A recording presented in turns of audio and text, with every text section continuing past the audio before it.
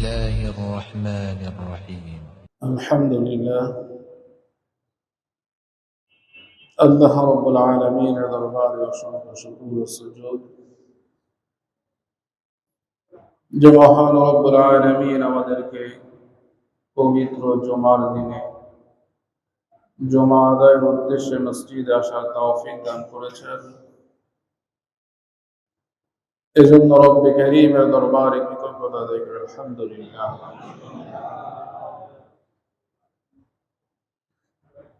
মুহতারাম হাজিরিন, রব্বুল আলামিনের পক্ষ থেকে যে সকল ইবাদতের বিধান আমাদেরকে দেওয়া হয়েছে, প্রতিটি ইবাদতই মহান এবং একটি অপরটি থেকে মহত্তর। প্রতিটি ইবাদতের স্বতন্ত্র বৈশিষ্ট্য রয়েছে, স্বতন্ত্র উপকারিতা রয়েছে।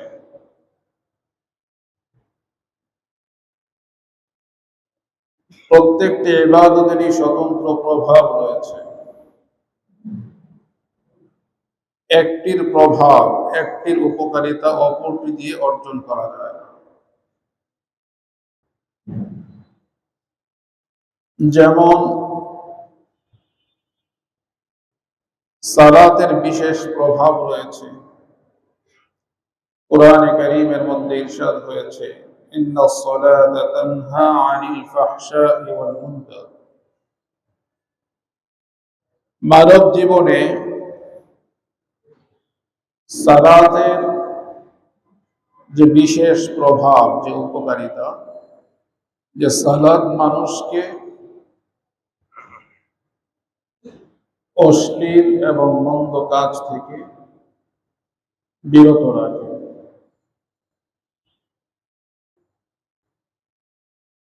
ঠিক সিয়ামের স্বতন্ত্র উপকারিতা রয়েছে, বৈশিষ্ট্য রয়েছে। সালাতের মাধ্যমে সিয়ামের উপকারিতা অর্জন করা সম্ভব।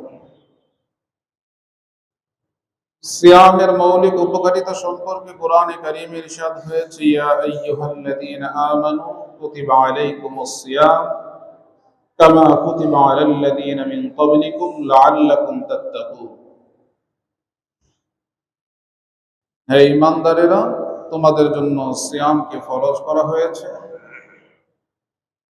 যেমনই ভাবে তোমাদের পূর্ববর্তীদের জন্য ফরজ করা হয়েছিল, যেন তোমরা তাকওয়া অবলম্বন করো, খোদা ভীরুতা অর্জন করো, তোমরা মুত্তাকী হও, পরহেজগার, গুনাহ থেকে বেঁচে থাকো। যাকাতেরও স্বতন্ত্র বৈশিষ্ট্য রয়েছে।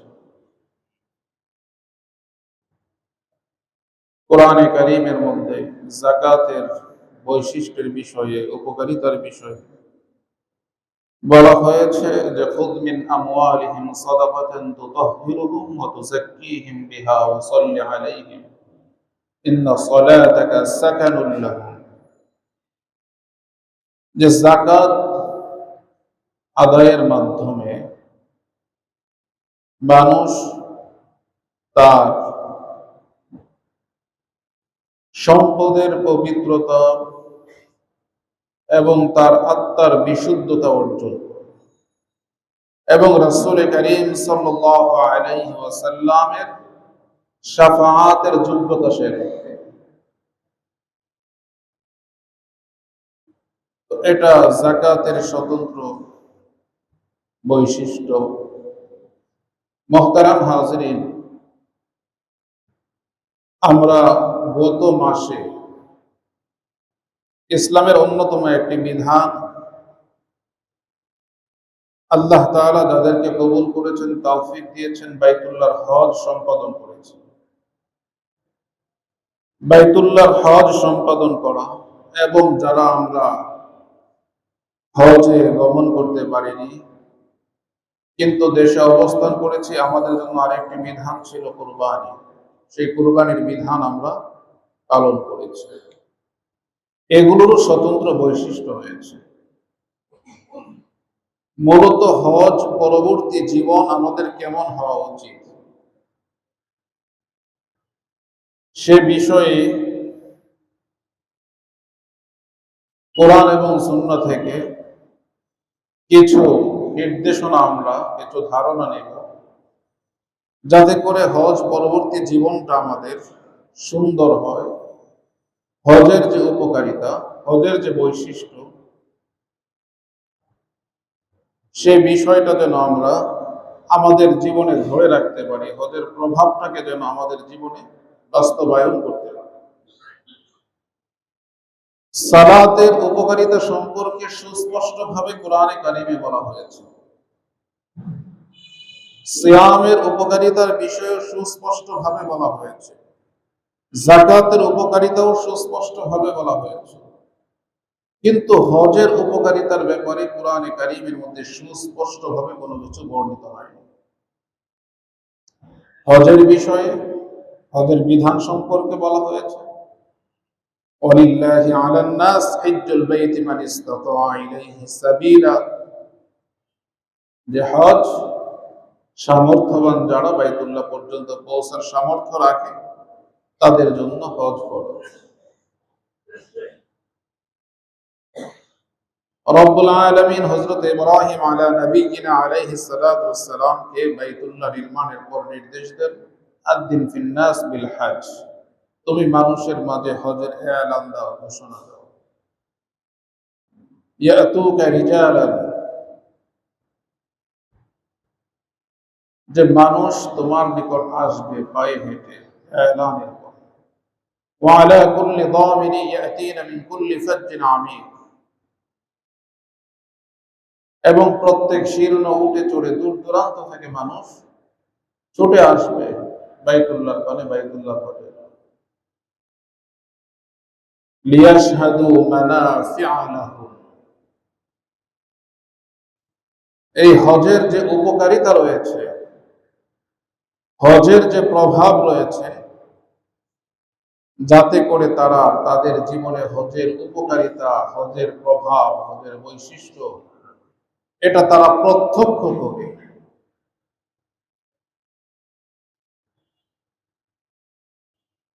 তো রব্বুল আলামিন বলেন লিয়াশহাদু মানাফিআ লাহুম, হজের উপকারিতার ব্যাপারে বলা হয়েছে যেন তারা প্রত্যক্ষ করে যে হজের বহু উপকারিতা।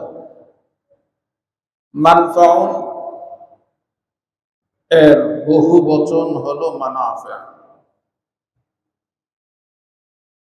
একটি দুইটি উপকারিতা বিষয়টা এমন না, একাধিক, অনেক, অসংখ্য উপকারিতা হজের রয়েছে। তবে রব্বুল আলামিন বান্দাকে বোঝাতে চাচ্ছেন যে হজের উপকারিতা এটা, এই বিষয়টা কারো কাছ থেকে শুনে শুনে বোঝা সম্ভব নয়। বইয়ের পাতা থেকে পড়ে পড়ে হজের উপকারিতা বোঝা সম্ভব নয়। এজন্য রব্বুল আলামিন বলেন লিয়াশহাদু, যে হজের উপকারিতা বুঝতে হলে, অনুধাবন করতে হলে এটা প্রত্যক্ষভাবে এটা বুঝতে হবে, যেন তারা প্রত্যক্ষ করে হজের উপকারিতা সমূহ। বিষয়টা কেমন? স্বাভাবিকভাবে আমরা যদি বুঝি, একটি দৃষ্টান্ত, আম একটি ফল। এখন কোন ব্যক্তি যদি সে আম কখনো খায়নি এমন এক ব্যক্তিকে যদি আমের স্বাদ আমি আপনি বোঝাতে চাই বলে, তাহলে আমের স্বাদ তাকে বোঝানো সম্ভব হবে না। কি বলবেন? আম মিষ্টি, কেমন মিষ্টি? মিষ্টির তো অনেক প্রকার আছে, চিনিও মিষ্টি হয়, মধুও মিষ্টি হয়, মিষ্টি জাতীয় অনেক ফল আছে, টক মিষ্টি হয়। তো এখন এটা কেমন? মুহতারাম হাজরিন, বিভিন্ন উপায়ে আপনি তাকে বোঝাচ্ছেন, কিন্তু আসলে কি এটা বোঝা সম্ভব? শুধু শুনে লিখে দিলেন সে পরে পরে আমের স্বাদ বুঝে ফেলবে, এটা যেমন অসম্ভব, ঠিক হজের বিষয়টাও এমন। খুব বেশি কিছু বলার প্রয়োজন নেই, লিখার প্রয়োজন নেই, শুধুমাত্র একটি আম হাতে নেন, কেটে তাকে একটু খাওয়িয়ে দেন, তার জিহ্বায় লাগিয়ে দেন, সে স্বাদ বুঝে যাবে। তো কোরআনে কারিমে হজের উপকারিতা সম্পর্কে রব্বুল আলামিন এই বিষয়টাই বলছেন, লিয়াশহাদু মানাফিআ লাহুম, যেন বাইতুল্লাহর পানে আসে, বাইতুল্লাহ এসে হজের উপকারিতা তারা প্রত্যক্ষ করে। এটা প্রত্যক্ষ করার বিষয়, এটা অভিজ্ঞতার বিষয়, এটা অনুভূতির বিষয়। সুতরাং এটা বলে বোঝানো সম্ভব নয়, বইয়ের পাতায় পড়েও সেটা উপলব্ধি করা সম্ভব। মুহতারাম হাজিরিন, স্বাভাবিকভাবে আমরা যদি দেখি যে আসলে বাইতুল্লাহ একটা ইমারত, একটি ভবন, এর মধ্যে আধুনিক নির্মাণ শৈলীর কোনো চিহ্ন মাত্র নেই, কোনো কারুকার্য খচিতও নয়। একটি ভবন, একটি ইমারত, একটি বিল্ডিং, কালো পাথরের, যার মধ্যে শুধু একটি দরজা আছে, যে দরজাটিও মাথার উপরে, যে ঘরের কোনো জানালা নেই, আবার ঘরটিও একটি কালো কাপড় দিয়ে ঢাকা। কিন্তু এই সাধারণ একটি ইমারত, একটি ভবন, তার যে এক আশ্চর্য প্রভাব এবং আকর্ষণ, মানুষ বাইতুল্লাহ উপস্থিত হয়, তার দিকে তাকিয়ে থাকে, দৃষ্টি ফেরানো যায় না। যত তাকিয়ে থাকে, দেখতে থাকে, তত তার ভিতরে এক আশ্চর্য অনুভূতির সৃষ্টি হয়, তত বেশি আকর্ষণ অনুভব করতে থাকে। প্রতিনিয়ত যায়, অবস্থান করে, সকালে যায়, দুপুরে যায়, বিকালে যায়, সন্ধ্যায়, রাতে, বারবার ছুটে যায়। লম্বা হজের সফর, 1 মাস 1.5 মাসের সফর বর্তমানে, এই পূর্ণ সময়টা সেখানে অবস্থান হয়। কিছুদিন বাদে বাকি পূর্ণ সময়টা সেখানে প্রতিনিয়ত ছুটছে বাইতুল্লাহ। মুহতারাম হাজিরিন, তো এই বিষয়টা কাউকে বলে বোঝানো সম্ভব না। বাইতুল্লাহর এক আশ্চর্য অনুভূতি রয়েছে, এক আকর্ষণ রয়েছে, এক টান রয়েছে। এই জন্য বাইতুল্লাহর অতিথি যারা হয় বা ইতিপূর্বে হয়েছে, তাদের প্রত্যেকেরই বাইতুল্লাহর প্রতি এক সীমাহীন আকর্ষণের টান অনুভব করে। যার কারণে আমরা দেখি যে কোনো ব্যক্তি তার জীবনের হয়তো 30-40 বৎসরে বা 50 বৎসরে সে প্রথম বাইতুল্লাহ মুসাফির হয়েছে বা বাইতুল্লাহর অতিথি হয়েছে, কিন্তু পরবর্তী সময়ে খুব অল্প সময়ের ব্যবধানে সে বারবার যাচ্ছে। এর কারণটা মুহতারাম হাজিরিন, এজন্য রব্বুল আলামিন বলেন, লিয়াশহাদু মানাফিআ, এটা প্রত্যক্ষ করার বিষয়। এটা কারো কাছ থেকে শুনে বা বইয়ের পাতায় পড়ে এটা বোঝার বিষয় নয়, বোঝা সম্ভব।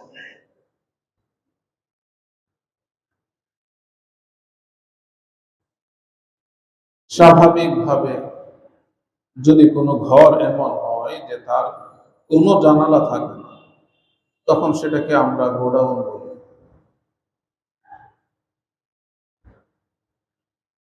সেটা কারো কাছে সেটা পছন্দ নয়, অস্বস্তির কারণ নয়। গোডাউনের ভিতরে প্রবেশ করা, সেখানে মাল রাখা, মাল বের করা, এটা আমাদের জন্য, যারা শ্রমিক কাজ করে, সেটা অস্বস্তির কারণ হয়। কাজ ছাড়া সেখানে কেউ থাকে না, সেটা দেখারও কোনো বিষয় না। কিন্তু বাইতুল্লাহর এক আশ্চর্য আকর্ষণ, এক টান, এক প্রভাব মানব জীবনে রয়েছে। এই সাধারণ ইমারত, সাধারণ ভবন থেকে মানুষ দীর্ঘ সময় থেকে তারপর যখন বিদায় নেয়, তখন মানুষ অশ্রুসিক্ত নয়নে সেখান থেকে বিদায় নেয়, চোখ থেকে ঝরঝর করে পানি পড়তে থাকে, যেন এখান থেকে, এই ঘর থেকে বিচ্ছিন্ন হতে কোনোভাবেই চাচ্ছে না। এক আশ্চর্য অনুভূতি। মুহতারাম হাজিরিন, আবার যায়, আবার যায়, বারবার যায়, পুনরায় যায়, যেতেই থাকে, কিন্তু তৃপ্ত হয় না।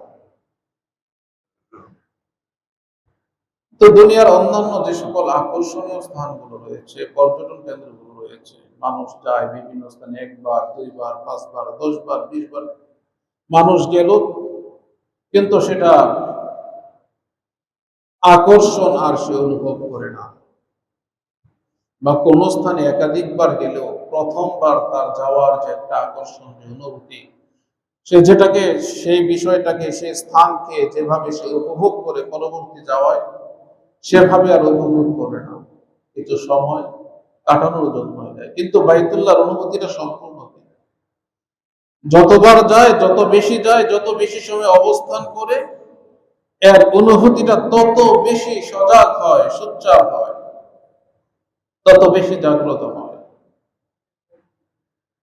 সম্পর্কের দৃঢ়তা তত বেশি অনুভব করে। এটা বাইতুল্লাহর প্রভাব। মুহতারাম হাজিরিন, তো আল্লাহ রাব্বুল আলামিন বলেন যে, ইয়া আইয়ুহাল্লাযীনা আমানুত্তাকুল্লাহ ওয়া কুনু মা'আস সাদিকিন। হে ঈমানদারেরা, তোমরা আল্লাহকে ভয় করো এবং সাদিকিনদের সঙ্গী হও, তাদের সাহচর্য, সান্নিধ্য তোমরা গ্রহণ করো। দেখেন, বাইতুল্লাহর পানে যাওয়া, বাইতুল্লাহর মুসাফির হওয়া, বাইতুল্লাহর মেহমান হওয়া, অতিথি হওয়া, এটা বড় গৌরবের বিষয়। এই বছর যে একটি ঘটনা ঘটেছে, লিবিয়ার এক সাধারণ আমের আল মানসুরের ঘটনা আমরা সকলেই জানি। মুহতারাম হাজিরিন,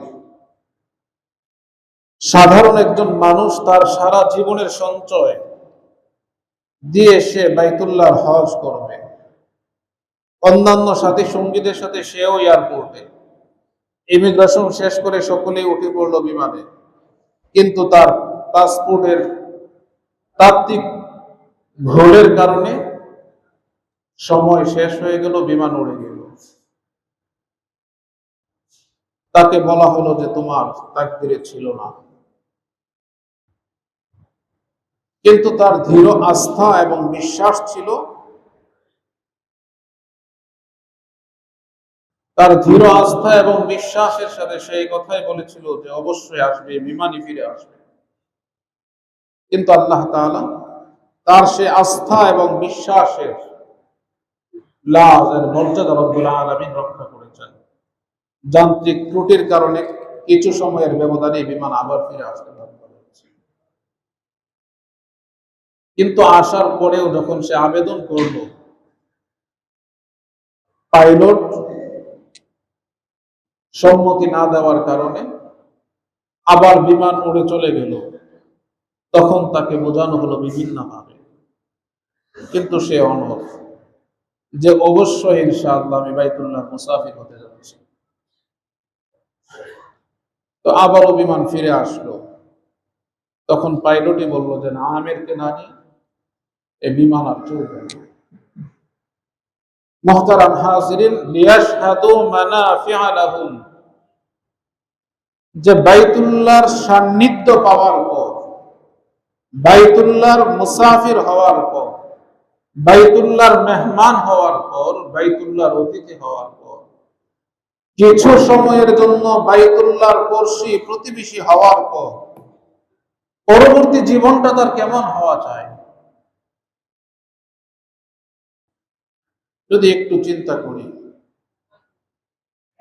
যে বাইতুল্লাহ আমি সেখানে কেন গেলাম, কি উদ্দেশ্যে গেলাম, সেখান থেকে আমি কি নিয়ে এসেছি, জীবনের প্রভাবটা কি। মুহতারাম হাজিরিন, আমাদের বিষয়টা বোঝার, খুব ভালোভাবে অনুধাবন করা। যাদেরকে আল্লাহ তাআলা তৌফিক দিয়েছেন, বাইতুল্লাহ হজ করেছেন, উমরা করেছেন, তাদের জন্য দিনের সূচনাটা সেখানে আমার কিভাবে হয়েছে, কোরআনে কারীমের তেলাওয়াত যারা করতে পারি তেলাওয়াত করেছি, তাওয়াফের সুযোগ যাদের হয়েছে যতটুকু তাওয়াফ করেছি, দোয়া কান্নাকাটি রোনাজারি করেছি, দান সাদাকাও যত সম্ভব সেখানে আমরা করে থাকি, করেছি। মুহতারাম হাজিরিন, সেখানে আরো কিছু পরিবেশে কিছু আমাল আমরা করি। দেখা যায় সোমবার, বৃহস্পতিবার খুব ব্যাপকভাবে আমভাবে সেখানে রোজা পালন করা হয়, মানুষ রোজা রাখে। সে আমলে সেখানে আমরা অভ্যস্ত হয়েছি। এইভাবে মানুষ রব্বুল আলামিনের দরবারে হাত উঠায়, আকুতি মিনতি জানায়, আবেদন নিবেদন করে, চোখ থেকে অশ্রু ঝরতে থাকে। সেই দৃশ্য আমরা অবলোকন করেছি, নিজেরা চোখ থেকে অশ্রু ঝরিয়েছি। এই যে আমার কিছু সময়ে সেখানে অবস্থান এবং ওই সময়টাকে আমি যেভাবে অতিক্রম করেছি, কাটিয়েছি, এর কিছুটা নমুনা, কিছুটা নিদর্শন যেন আমার ফিরে আসার পরেও বাকি জীবনে থাকে।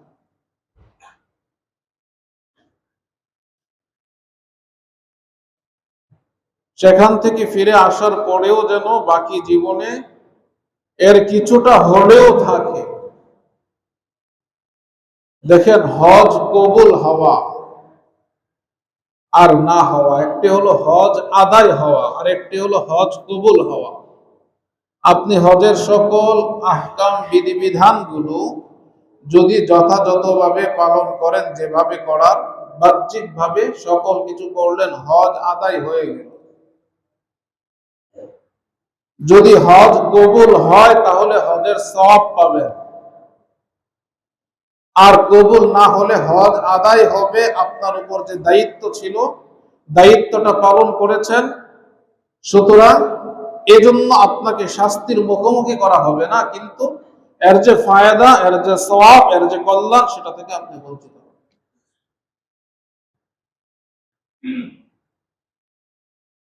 তো এই জন্য হজ আদায় করা এটাই আমাদের মাকসাদ না, বরং আমরা রব্বুল আলামিনের কাছে চাচ্ছি প্রতিনিয়ত আল্লাহ তাআলা যেন আমাদেরকে হজ্জে মাবরুর, হজ্জে মাকবুল, কবুল হজ এর তৌফিক আমাদেরকে দান করে। এই দোয়া করেই আমরা আল্লাহর কাছে চাই। হজে যায় যারা থাকেন তারাও এই দোয়া করেন, যারা যান তাদের আল্লাহ তাআলা যেন কবুল করেন। তা হজের উপকারিতা তো, কবুল যদি হয় তাহলে উপকারিতা পাওয়া যাবে, কবুল না হলে হজ আদায় হলো বটে, কিন্তু হজের উপকারিতা পাওয়া যাবে। ফিরে আসার পর জীবনে পরিবর্তন লক্ষ্য করা, যে হজের পূর্বে আমার যে অবস্থা ছিল, সালাতের গুরুত্ব আমার জীবনে যেমন ছিল, ফিরে আসার পরেও সালাতের গুরুত্ব যেন তার থেকে বাড়ে। সেখানে আমি 5 ওয়াক্ত সালাত মসজিদে হারামে অথবা মসজিদে নববীতে যখন মদিনায় ছিলাম আমি আদায় করেছি, তাকবীরে ওলার সাথে আযানের পূর্বে মসজিদে গিয়েছি।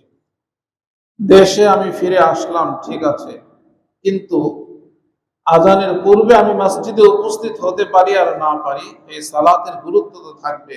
অবশ্যই যেন সুন্নত সহ তাকবীরে ওলার সাথে আমি সালাত আদায় করতে পারি।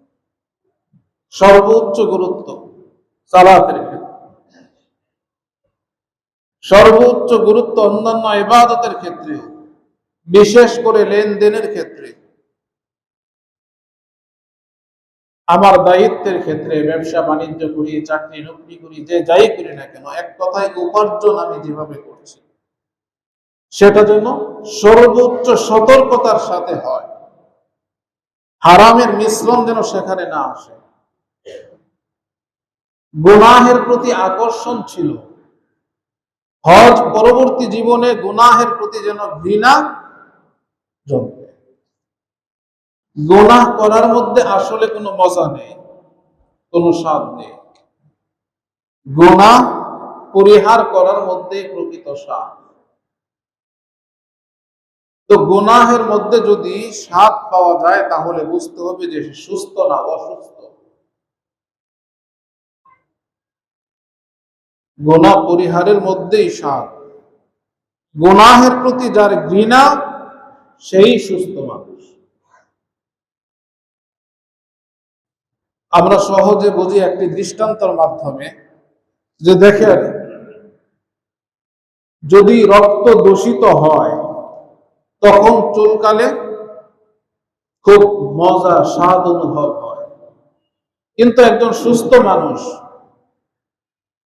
রক্ত দূষিত না তার, এখন যদি তাকে চুলকানো হয় তাহলে সে স্বাদ পাবে না, কারণ সে তো সুস্থ। কিন্তু অসুস্থ, যে রক্ত দূষিত হয়ে গেছে, শরীরে অ্যালার্জি, এখন সে চুলকায়, চুলকানোর মধ্যে সে স্বাদ পায়।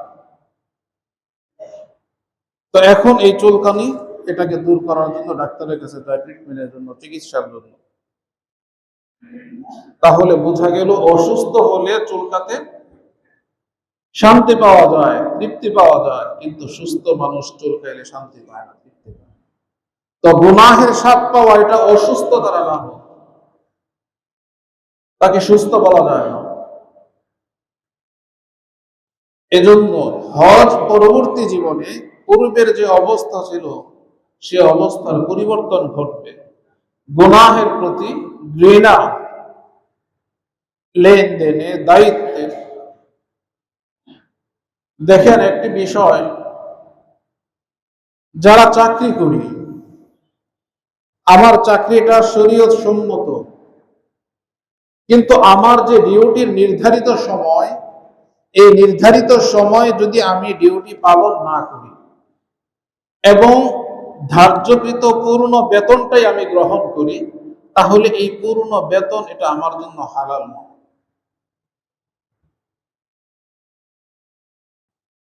যে পরিমাণ সময় আমি ডিউটি পালন করি নাই, ওই সময়ে বেতন নেওয়াটা আমার জন্য বৈধ নয়। অথচ এই বিষয়গুলো আমরা সাধারণ মনে করি, আসলে এটা সাধারণ নয়, এটা বড় ভয়াবহ বিষয়।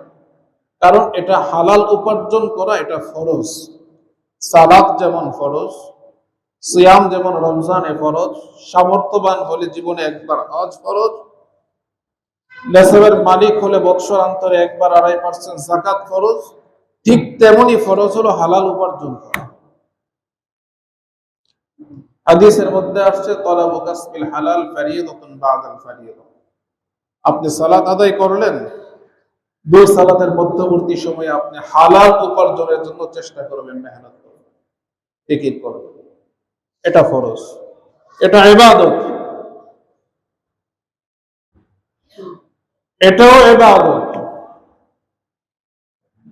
এজন্য মুহতারাম হাজরিন, বিষয়টা আমাদের বোঝার,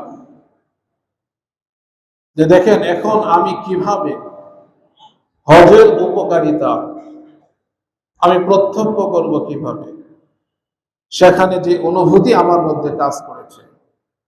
রবের দরবারে যখন হাত দুইটি উঠিয়ে দিলাম, চোখ থেকে অশ্রু ঝরছে, নিজের অন্যায়, অনাচার, পাপাচার যা জীবনে হয়ে গেছে তার জন্য যে অনুতপ্ত হওয়া, লজ্জিত হওয়া, রবের কাছে ক্ষমা চাওয়া, যে অনুভূতিটা কাজ করেছে সেটাকে এখানেও জাগ্রত রাখা, সেটাকে পুঁজি করে চলা। রবের কাছে ওয়াদা করে এসেছিলাম যে তোমার নাফরমানি করব না, সেটাকে স্মরণ করা। কারণ হজের পাথেয় সম্পর্কে কোরআনে কারীমের মধ্যে ইরশাদ হয়েছে, ওয়াতাযাওয়াদু ফাইন্না খায়রাজ যাদিত তাকওয়া, যে তুমি যে পাথেয় গ্রহণ করবা, আসবাব গ্রহণ করবা, তো হজ্জে মাবরুরের জন্য সবচেয়ে উত্তম পাথেয় হলো তাকওয়া, আল্লাহর ভয়। তো এজন্য মুহতারাম হাজরিন, তো এই অনুভূতিটা যদি জাগ্রত থাকে তাহলে জীবনে পরিবর্তন আসবে। এখন জীবনে পরিবর্তন কিভাবে আসবে? তো রব্বুল আলামিন বলেন, ইয়া আইয়ুহাল্লাযীনা আমানুত্তাকুল্লাহ, যে ঈমানদারেরা তোমরা আল্লাহকে ভয় করো। যদি আল্লাহকে ভয় করো তাহলে জীবনে পরিবর্তন আসবে। এখন পরিবর্তন কিভাবে আসবে? আল্লাহকে ভয় কিভাবে করব? কারণ হজ থেকে আসলাম, সেখানে একটি নুরানি পরিবেশ ছিল, একটা রুহানি পরিবেশ ছিল, ইবাদতের একটা পরিবেশ ছিল। কিন্তু এখানে আসার পরে তো সব ধরনের বেঝাল, সব ধরনের করাপশনের এক পরিবেশে আমি পড়ে গেলাম। ডানে বামে যেদিকে যায়, যেদিকে তাকায়, সব দিকে অন্যায় অনাচার। চোখ খুললেই দেখা যায় বেগানা নারীদের। চোখকে হেফাজত কিভাবে করব? কানে বিভিন্ন ধরনের গান বাদ্যের আওয়াজ আসতে থাকে, গীবত শিকায়েতের আওয়াজ আসতে থাকে। তো হেফাজত কিভাবে করব? ব্যবসা বাণিজ্য করি, চতুর্দিকে মিথ্যা ছড়াছড়ি, ধোঁকার ছড়াছড়ি। তো আমি সেখানে কিভাবে পবিত্র থাকব? মুহতারাম হাজিরিন, এই বিষয়গুলো আমাদের সামনে আসে। তো এজন্য আল্লাহ রাব্বুল আলামিন বান্দাদেরকে নির্দেশনা দিয়েছেন যে দেখো, তোমরা আল্লাহকে ভয় করো। এখন আল্লাহ তাআলাকে ভয় করা, এটা আমার আপনার জীবনে সহজ কিভাবে হবে? তো কুনু মা'আস সাদিকিন, তোমরা আহলুল্লাহ, আল্লাহওয়ালা, আল্লাহর বন্ধু, সত্যবাদী যারা, সততার সাথে জীবন যাপন যারা করে, তাদেরকে তোমাদের সঙ্গী করো, তাদের সঙ্গী তোমরা হও, তাদের সাথে সম্পর্ক করো, তাদের পরিবেশে চলো। তোমার সেটআপ পরিবর্তন করো। হজের পরিবর্তে যাদের সাথে চলতে, যদি এমন হয় যে তারা মিথ্যা, ধোঁকা, প্রতারণার সাথে তারা জীবন যাপন করে, তাহলে তুমি তাদের মাঝ থেকে তোমাকে আল্লাহ তাআলা যে টেনে বের করে আল্লাহর ঘর পর্যন্ত নিয়ে গেলেন, এত বড় নিয়ামত তোমাকে দান করলেন, এর শুকর তুমি আদায় করো। আল্লাহ তাআলা যখন তুমি শুকর আদায় করবে, আল্লাহ তাআলা তখন নিয়ামত আরো বাড়িয়ে দেওয়ার ওয়াদা করেছেন। তো সুতরাং তাদের ওই সঙ্গটা তুমি ছেড়ে দাও। এখন তোমার জন্য যেই পরিবেশে তুমি যাবে, সেই পরিবেশটা হলো যারা সততার সাথে জীবন যাপন করে, যারা আল্লাহর বিধান মেনে চলে, যারা রাসূলের সুন্নাহ অনুযায়ী চলে, যারা জীবনের পরতে পরতে কোরআন এবং সুন্নাহকে লালন করে, ধারণ করে। এখন তোমার কাজ হলো তাদের সঙ্গী হওয়া। আর যদি তুমি তাদের সঙ্গী হয়ে যাও, তাহলে ইত্তাকুল্লাহ, এই নির্দেশনা মানা, এটা তোমার জন্য একেবারেই সহজ হয়ে যাবে। এজন্য মুহতারাম হাজিরিন, সূরা ফাতিহার মধ্যে আমরা তিলাওয়াত করি, ইহদিনাস সিরাতাল মুস্তাকিম সিরাতাল লাযীনা আন'আমতা আলাইহিম। যে আসলে আমরা যদি চিন্তা করি যে আল্লাহ ওয়ালা, আহলুল্লাহ, আল্লাহর ওলি, আল্লাহর বন্ধু কোথায় পাবো, কোথায় আছে? আপনি এখন বসে রাসূল করিম সাল্লাল্লাহু আলাইহি ওয়াসাল্লামের যুগে সাহাবীদের তাকওয়ার কথা যদি চিন্তা করেন, তাহলে সেটা হবে না, এটা অবাস্তব চিন্তা হবে। কারণ সাহাবায়ে কেরাম রিদওয়ানুল্লাহি আলাইহিম আজমাইন হলেন তারা যাদের বিষয়ে কোরআনে কারীমে আল্লাহ তাআলা তাদের পবিত্রতার ঘোষণা দিয়েছেন, যাদের প্রতি আল্লাহ তাআলা সন্তুষ্ট এর ঘোষণা দিয়েছেন। সাহাবায়ে কেরামের বিভিন্ন আমালের বিষয় কোরআনে কারীমে বর্ণিত হয়েছে, তাদের অন্তরের অবস্থা কোরআন বর্ণনা করেছে। তো সুতরাং ওই সাহাবায়ে কেরামের মতো আহলুল্লাহ, আল্লাহওয়ালা, তাদের মতো ঈমানদার, তাদের মতো তাকওয়াবান, পরহেজগার যদি আপনি খুঁজেন, তাহলে মুহতারাম হাজিরিন, এটা একটা ধোঁকা। কারণ সাহাবায়ে কেরাম রিদওয়ানুল্লাহি আলাইহিম আজমাইনদের মতো এমন ব্যক্তি পাওয়া যাবে না, কঠিনকালে অসম্ভব। তাহলে মুহতারাম হাজিরিন, কোরআনে কারীম বলে কিয়ামত পর্যন্ত সর্বযুগে আল্লাহ ওয়ালা থাকবে। যদি না থাকবে, তাহলে আল্লাহ তাআলা এই নির্দেশ দিতেন না, ইত্তাকুল্লাহ ওয়া কুনু মা'আস সাদিকিন, যে আল্লাহকে ভয় করো সাদিকিনদের সাথে তোমরা থাকো। এখন সাদিকিন যদি এই জামানায় না থাকে, তাহলে মুহতারাম হাজিরিন, তাহলে আল্লাহ তাআলা যে হুকুম করলেন এমন বিষয় যেটা কোনোদিন সম্ভব না, এটা আল্লাহ রাব্বুল আলামিনের শানের পরিপন্থী খেলা। বান্দার সামর্থ্যের বাহিরে আল্লাহ তাআলা কোনো বিধান বান্দার উপর প্রবর্তন করেন। যদি আহলুল্লাহ আল্লাহ ওয়ালার সাথী সঙ্গী হয়ে যায়, তাহলে মুহতারাম হাজিরিন আমাদের জন্য হজের যে অনুভূতি, হজের যে শিক্ষা, হজের যে উপকারিতা, সেটা অর্জন করা, সেই চিন্তা, সেই অনুভূতি লালন করা আমাদের জন্য সহজ হবে, জীবন সুন্দর হবে। আর হজ কবুল হওয়ার এটা অন্যতম একটি আলামত। হজ কবুল হওয়ার যে সকল আলামত রয়েছে, এর মধ্যে অন্যতম আলামত হলো হজের পূর্বের জীবন এবং পরের জীবনের মধ্যে পার্থক্য, গুনাহের প্রতি ঘৃণা এবং নেক আমালের প্রতি আগ্রহ, আকর্ষণ, টান অনুভব করা। এজন্য মুহতারাম হাজিরিন, যে আল্লাহ তাআলার কাছে আমরা সিরাতে মুস্তাকিম চাই। সিরাতে মুস্তাকিম কি? কোরআনে কারীমে সিরাতে মুস্তাকিম বলতে এই কথা বলা হয়নি যে সিরাতুল কুরআন, যে কোরআনের পথ। সিরাতে মুস্তাকিম বলতে সিরাতুল হাদিস বলা হয়নি। সিরাতে মুস্তাকিম বললে সিরাতুল ফিকহ বলা হয়নি। মুহতারাম হাজিরিন, সিরাতে মুস্তাকিম কি? সিরাতে মুস্তাকিমের বিষয়ে কোরআন ব্যাখ্যা করেছে, সিরাতাল লাযীনা আন'আমতা আলাইহিম, যে কারা নিয়ামত প্রাপ্ত, ফাউলাইকা মা'আল লাযীনা আন'আমাল্লাহু আলাইহিম মিনান নাবিয়্যিন ওয়াস-সিদ্দীকিন ওয়াশ-শুহাদা ওয়াস-সালিহিন। চার শ্রেণীর যে পথ, সেটাকে আল্লাহ তাআলা বলেছেন এটা হলো সিরাতে মুস্তাকিমের পথ।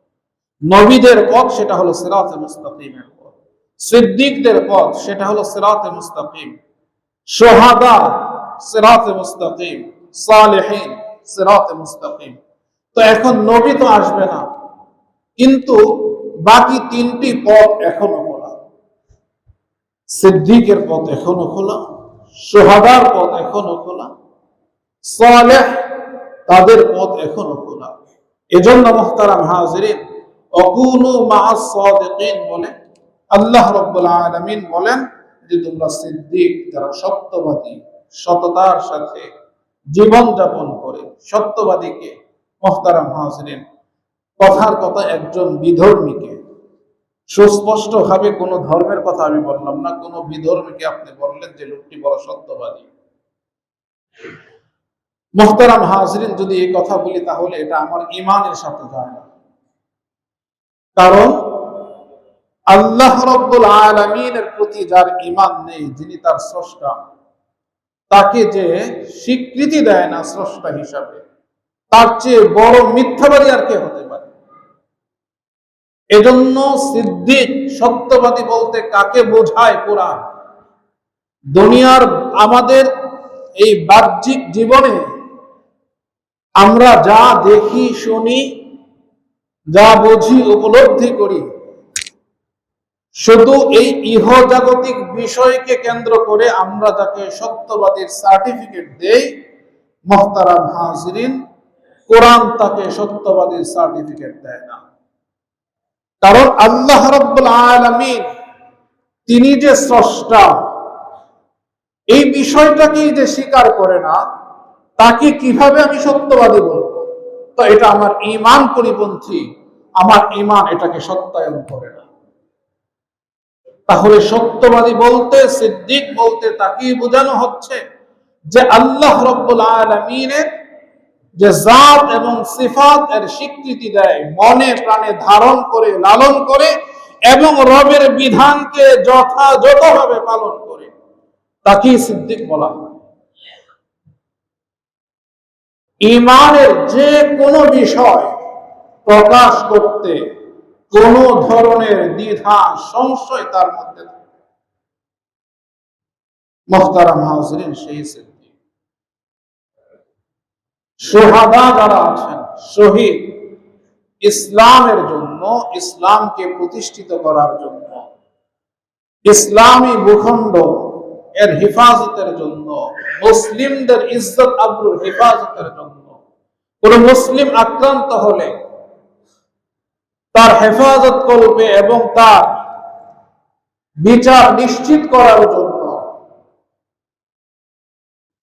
মুহতারাম হাজরিন, যে জীবন বাজি রেখে লড়াই করে, সংগ্রাম করে, জীবন উৎসর্গ করে তাকে শহীদ বলা হয়। তো সুতরাং এই শহীদের পথ খোলা আছে, কিয়ামত পর্যন্ত খোলা থাকবে। হাদিসের মধ্যে এসেছে আল জিহাদু মাদিন ইলা ইয়াউমিল কিয়ামা, যে জিহাদ এটা কিয়ামত পর্যন্ত চলতে থাকবে, কোন সময় এটা বন্ধ হবে না। তো সুতরাং মুহতারাম হাজরিন, আমার আপনার জন্য যে বিষয়টা করণীয়, যে হজ যারা পূর্বেও করেছি এবছরও করে এসেছি, যে আমাদের জীবনটা যেন হজের যে আমাল আমাদের মধ্যে ছিল, ওই সময় আমাদের তেলাওয়াত ছিল, তো সেখানে সময় ছিল, ইবাদতের জন্য গিয়েছি, লম্বা সময় তেলাওয়াত করেছি, দীর্ঘ সালাত আদায় করেছি, মুহতারাম হাজরিন সিয়াম পালন করেছি। এখন এখানে এসে জীবিকা উপার্জনের জন্য সময় দিতে হয়, ভালো কথা, এটাও ইবাদত, এটাও ফরজ ইবাদত, হালাল ভাবে করা।